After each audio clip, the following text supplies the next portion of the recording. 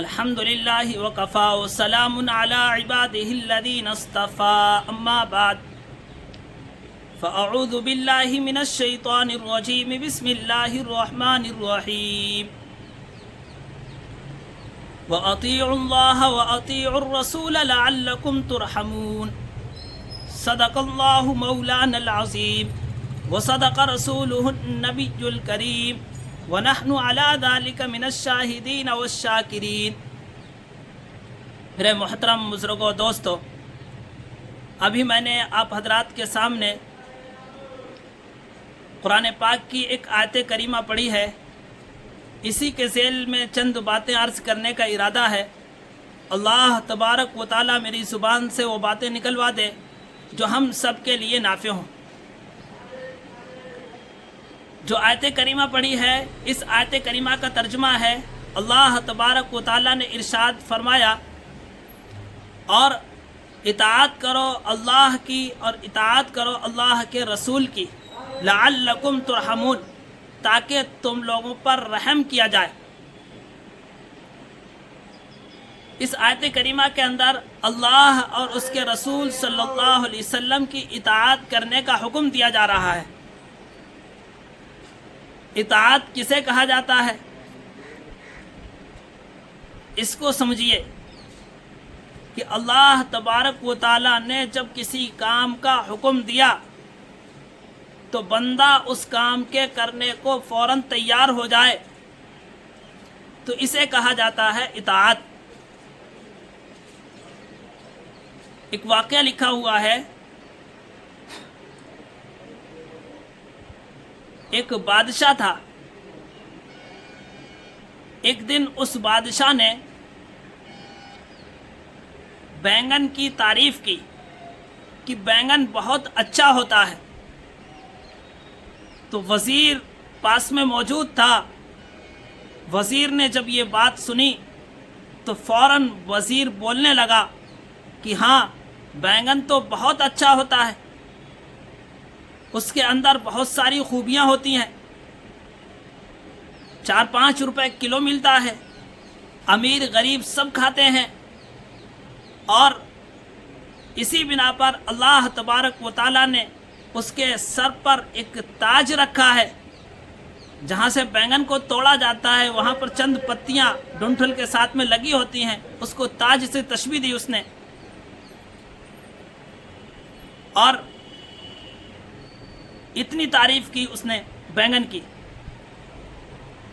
پھر چند دن کے بعد ایک دن بادشاہ بیٹھا ہوا تھا، پھر اس نے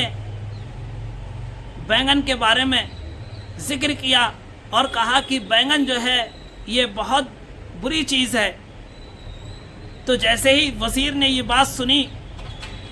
تو فوراً جو ہے وزیر پھر بول پڑا کہ ہاں، بینگن تو بہت بری چیز ہے، وہ انسانوں کے کھانے کی چیز ہے ہی نہیں۔ اسی بنا پر جو ہے اللہ تبارک و تعالیٰ نے اس کے سر پر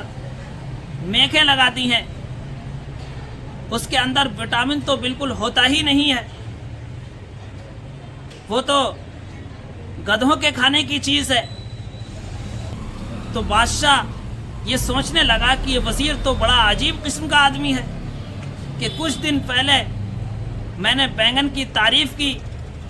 تو اس نے جو ہے اس کی اتنی تعریف کی کہ پل باندھ دیے، اور آج جو ہے جب میں نے اس کی برائی کی تو اتنی برائی کی کہ اس کے بھی پل باندھ دیے۔ تو اس بات کو بادشاہ نے وزیر سے پوچھا تو وزیر نے بہت اچھا جواب دیا، وہ جواب سننے کے قابل ہے۔ وزیر نے کہا کہ دیکھیے بادشاہ سلامت، میں تو آپ کا ایک خادم ہوں،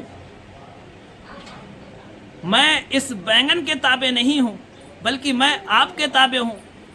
آپ جس چیز کو اچھا کہہ رہے ہیں وہ چیز اچھی ہے، چاہے ساری دنیا اس کی برائی کرے، اور آپ جس چیز کو برا کہتے ہیں وہ چیز بری ہے، چاہے کوئی کتنی بھی اس کی اچھائیاں بیان کرے۔ تو یہی کیفیت ہر ایمان والے بندے کی ہونی چاہیے کہ جس چیز کو اللہ اور اس کے رسول صلی اللہ علیہ وسلم نے اچھا بتا دیا تو وہ چیز اچھی ہے، جس چیز کو اللہ اور اس کے رسول صلی اللہ علیہ وسلم نے بتا دیا کہ یہ چیز جائز ہے، حلال ہے، اچھی چیز ہے، تو وہ اچھی ہے، چاہے ساری دنیا اس کی کتنی ہی برائیاں بیان کرے۔ اور جس چیز کو اللہ تبارک و تعالیٰ نے یا اللہ کے رسول صلی اللہ علیہ وسلم نے بتا دیا کہ یہ چیز ناجائز ہے، یہ حرام ہے، یہ اچھی نہیں ہے، اس کے اندر کمی ہے، تو ساری دنیا چاہے اس کی کتنی ہی اچھائیاں بیان کرے وہ چیز اچھی نہیں ہو سکتی۔ تو جس کو اللہ اور رسول صلی اللہ علیہ وسلم منع فرمائیں، بندے کو اس چیز سے رک جانا چاہیے، اور جس چیز کا حکم دے بندے کو وہ کام کرنا چاہیے۔ تو اس سے ہمیں سبق ملتا ہے۔ تو یہی ہے، اسی کو اللہ تبارک و تعالیٰ نے فرمایا وَأَطِيعُوا اللَّهَ وَأَطِيعُوا الرَّسُولَ لَعَلَّكُمْ تُرْحَمُونَ، اور اطاعت کرو اللہ کی اور اطاعت کرو اللہ کے رسول کی تاکہ تم پر رحم کیا جائے۔ اللہ تبارک و تعالیٰ نے اس دنیا کو بنایا ہے، اللہ اس دنیا کا خالق ہے، اللہ اس دنیا کا مالک ہے، اللہ تعالیٰ ہی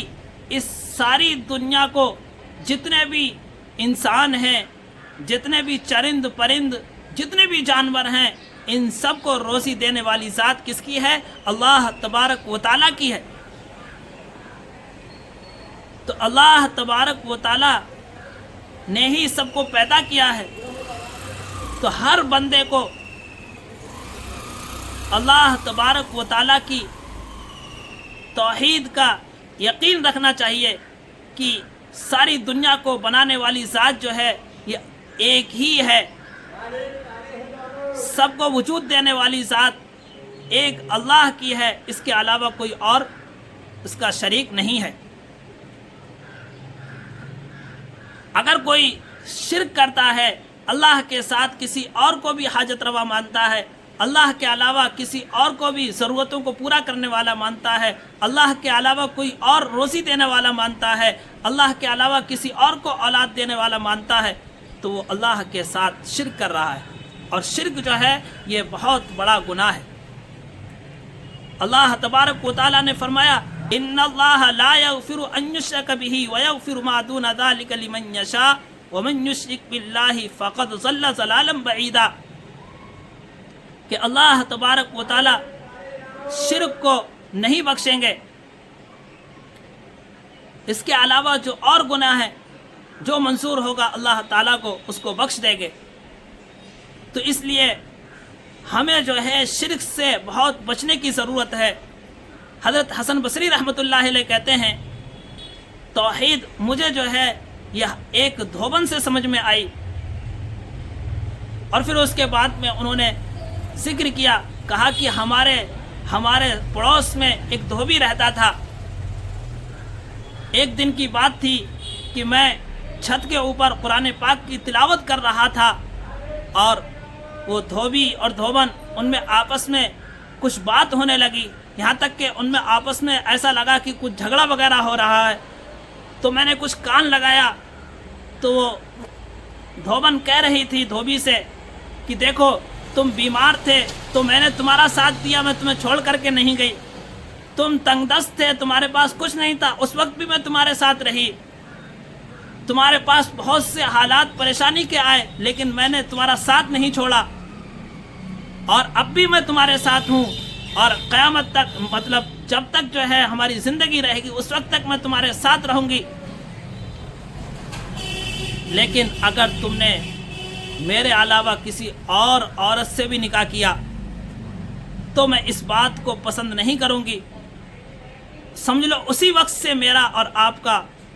گزارا ناممکن ہے اور ہمارا چھٹکارا لازمی ہے۔ جب اس عورت نے یہ بات کہی، حضرت حسن بصری رحمۃ اللہ علیہ کہتے ہیں تو مجھے سمجھ میں آیا کہ توحید یہ کتنی بڑی دولت ہے، اللہ کو ایک ماننا یہ کتنی بڑی دولت ہے، کہ جب ایک عورت اپنے شوہر کے ساتھ کسی اور کے شرک کو، کسی اور عورت کے شریک کرنے کو یہ پسند نہیں کر سکتی ہے، تو وہ جو حاکموں کا حاکم ہے، جو ساری دنیا کا مالک ہے، ساری دنیا کا خالق ہے، ساری دنیا کو روزی دینے والا ہے، اگر اس کے ساتھ کوئی شرک کرتا ہے، اس کے ساتھ کسی اور کو کوئی مالک مناتا ہے، اس کے علاوہ کسی اور کو خالق مانتا ہے، اس کے علاوہ کسی اور کو رازق مانتا ہے، تو اللہ تعالیٰ اس چیز کو کیسے پسند فرما لیں گے؟ اللہ تعالیٰ اس چیز کو کیسے معاف فرما دیں گے؟ لہذا اسی لیے اللہ تبارک و تعالیٰ نے فرمایا ان اللہ لا یغفر ان یشرک بہ ویغفر ما دون ذلک لمن یشاء۔ میرے بھائیوں، ہمیں جو ہے شرک سے بہت بچنے کی ضرورت ہے۔